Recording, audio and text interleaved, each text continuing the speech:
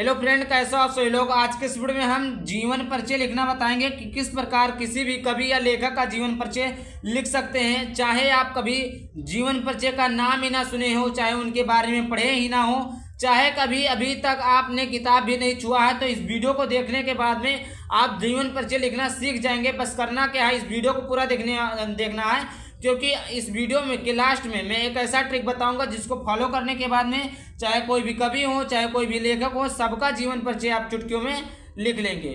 ठीक, एक बहुत ही सीक्रेट ट्रिक है जिसको आपको देखना काफ़ी ज़्यादा इम्पॉर्टेंट है।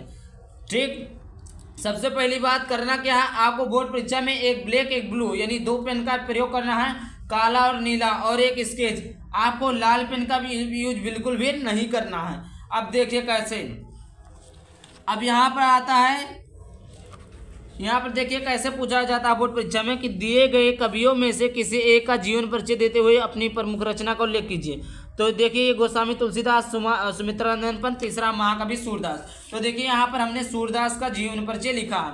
देखिए कैसे डालेंगे, आप डालेंगे प्रश्नोत्तर संख्या 6, प्रश्नोत्तर संख्या 6 का खा का तीसरा, आप इस प्रकार यहाँ पर क्वेश्चन डालेंगे। उसके बाद में आप प्रश्नोत्तर संख्या 6 का खा उत्तर डालेंगे। उसके बाद में आप लिखेंगे जीवन परिचय। आप ऊपर एक हेडिंग डालेंगे, क्या डालेंगे हेडिंग में कि जीवन परिचय। उसके बाद में आपको देखिए एक ऊपर में एक बॉक्स बनाना है, उसके अंतर्गत आपको संक्षिप्त परिचय लिखना है। क्या लिखना है, एक संक्षिप्त परिचय लिखना है। उसमें क्या लिखना है, नाम, जन्म, उसके बाद में जन्म स्थान, गुरु, मृत्यु, रचना। बस केवल ये 6 हेडिंग। कोई भी जीवन परिचय, चाहे आचार्य रामचंद्र शुक्ल हो, या सूरदास, या तुलसीदास, या आपके सुमित्रानंदन पंत हो, कोई भी हो, आपको उनका नाम, जन्म, जन्म स्थान, गुरु का नाम, मृत्यु, रचना। गुरु का नाम नहीं है तभी हटा दीजिए, जन्म स्थान तो है। इन 5 से 6 पॉइंट को, जो ज़्यादा इंपॉर्टेंट है, उसको यहाँ पर लिख दीजिए। क्योंकि जब आप यहाँ पर लिखेंगे ना, तो जो एग्जामिनर रहता है ज़्यादा आपको पढ़ता नहीं, आपका ही ऊपर से देख लेगा कि नाम, जन्म स्थान, जन्म कहाँ हुआ था, मृत्यु और रचना, यही चीज़ें देख लेगा, समझ लेगा कि आप कितने पानी में आप लिखे हैं या नहीं लिखे हैं। आपको सारी चीज़ें वो जान लेगा। तो करना क्या है कि गलती कुछ नहीं करना है। सबसे पहले आपको यहाँ पर शुरुआत में इस प्रकार बॉक्स बनाना है, 5 से 6 चीज़ें लिख देनी है। और शुरुआत में तो आपको गलती बिल्कुल भी नहीं करना, क्योंकि फर्स्ट इंप्रेशन ही लास्ट इंप्रेशन होता है। उसके बाद में इसको लिखने के बाद में आप लिखेंगे सूरदास। क्या लिखेंगे, सूरदास। सूरदास लिखेंगे, फिर नीचे से लिखते आएंगे सूरदास जी का जन्म सन।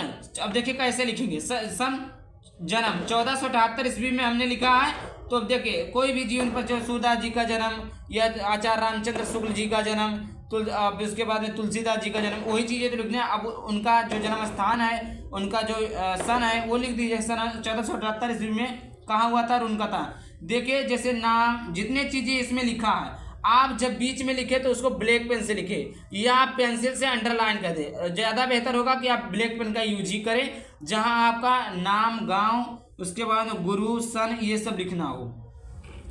नामक ग्राम में हुआ था। सूरदास जी जन्म से अंधे नहीं थे। सूरदास जी जन्माने थे या नहीं, विद्वानों में मतभेद था। यानी सूरदास जी जन्म से अंधे थे या नहीं थे, विद्वान लोगों को मतभेद, मतलब उसमें शंका थी। उसके बाद में विद्वानों का मानना था कि इन्होंने श्री कृष्ण की लीलाओं का इतना मनोहारी को वर्णन किया जो आंखों के प्रत्यक्ष रूप से देखने बिना संभव नहीं है। मतलब कहने का तात्पर्य है कि सूरदास जी ने श्री कृष्ण की लीलाओं का एक ऐसा मनोहारी चित्रण किया है जो आंखों के बिना देखे प्रत्यक्ष रूप से संभव नहीं, मतलब बिना देखे आपका चल नहीं सकता है। ऐसा उन्होंने मनोहारी चित्रण का वर्णन किया है जो आंखों के प्रत्यक्ष रूप से देखना बिना संभव नहीं। सूरदास जी बचपन से विरक्त हो गए थे, मतलब क्या हो गए थे, अंधे, विरक्त हो गए थे। और वो बचपन से ही विरक्त हो गए थे, और वो गांव घाट पर रहकर विनय और कृष्ण की लीलाओं का गान करने लगे।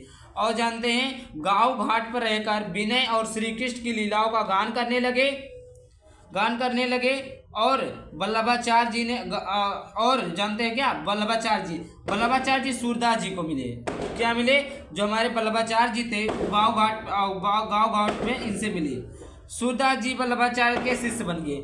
जब क्या हुआ, वल्लभाचार्य जी सूरदास जी से गांव घाट पर मिले, फिर वहीं पर इन्होंने, सूरदास जी ने वल्लभाचार्य जी को स्वचरित पद गाकर सुना, फिर वहीं से उनके गुरु बन गए। अब देखिए क्या लिखा, सूरदास जी वल्लभाचार्य जी को क्या सुनाया, एक पद गाकर सुनाया, एक पद गाकर सुनाया, एक पद गाकर सुनाया, तभी से वल्लभाचार्य जी इनके गुरु बन गए।